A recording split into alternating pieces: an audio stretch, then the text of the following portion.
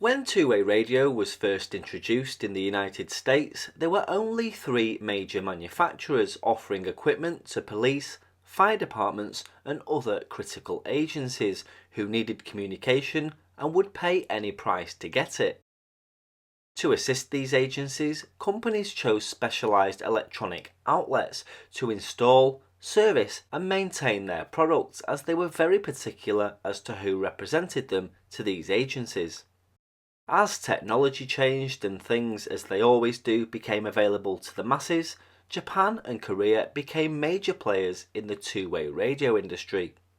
This meant that the original manufacturers were forced to rethink their business plan and market their radios to their customers differently. The original low price of $1,800 for an industrial-grade crystal-controlled hand-portable radio, and of course even higher for a mobile unit, fell drastically, creating new marketing targets who could never afford radio in the past. Manufacturers needed to take advantage of this growing customer base, selling in volume to maintain profitability with the lower prices, and they did just that, and portable radios began to appear on the shelves of retail outlets. Everything went well at first. A customer or radio user would come in, purchase a pair or more of business band walkie-talkies, now for less than $200 each. They'd present a credit card and leave. These units would make that user's operation really efficient, and they could no longer imagine how they ever operated without them. But a radio was dropped, or stolen, or lost, or run over. What could they do? Well, it was simple. Just go back to the store and buy a replacement. They'd then charge the battery and give it to one of their workers. But two problems were being created here. This mass-produced off-the-shelf comm solution had limited support, not like the old days when everything was taken care of by the company who supplied the system.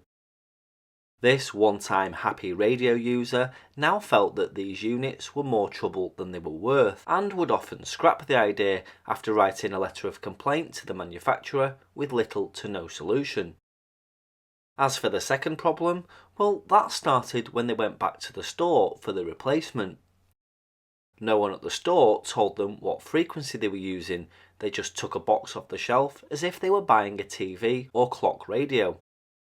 To avoid this increasing problem, many two-way radio manufacturers went on to build their radios with a limited choice of frequencies, and to make things easier, Rytron, the successful manufacturer of the Jobcom walkie-talkie, stamped each of their radios with a special colour code to avoid confusion. Each colour represented a specific frequency.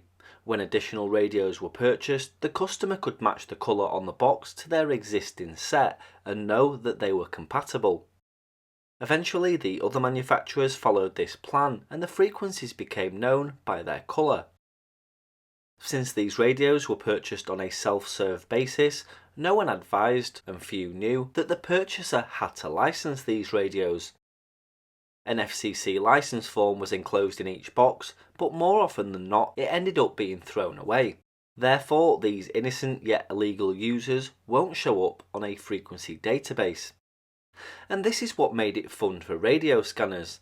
They could simply listen to the colour-coded frequencies anywhere and hear anything from retailers, motels, country clubs and hunters to fast food drive-through windows, campgrounds, security companies and cemeteries.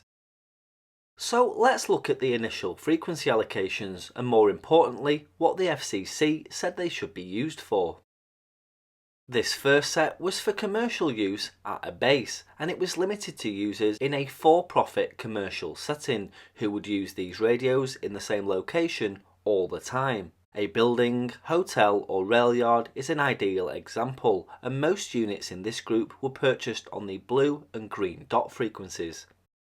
The next set was commercial use while mobile. These frequencies were for commercial users who used their radios at various locations throughout the business day, as long as they operated within 75 miles of the central location.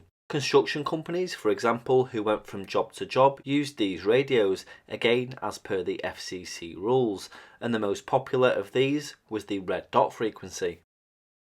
The third set was non-commercial, which fell under GMRS. Hunters, non-profit volunteer groups, or personal users could use these frequencies as long as it was non-business related. These frequencies can be used anywhere, and there's even repeaters available to enhance the communications range.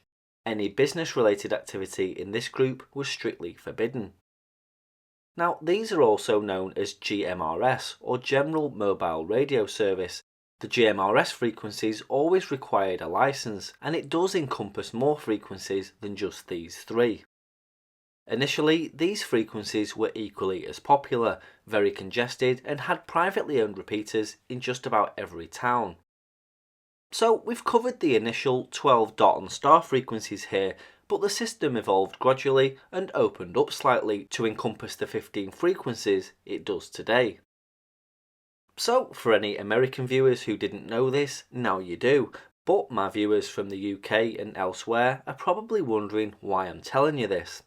Well, the UK had a not so dissimilar system which started back in the 1990s that used colour-coded radios on certain blocks of frequencies.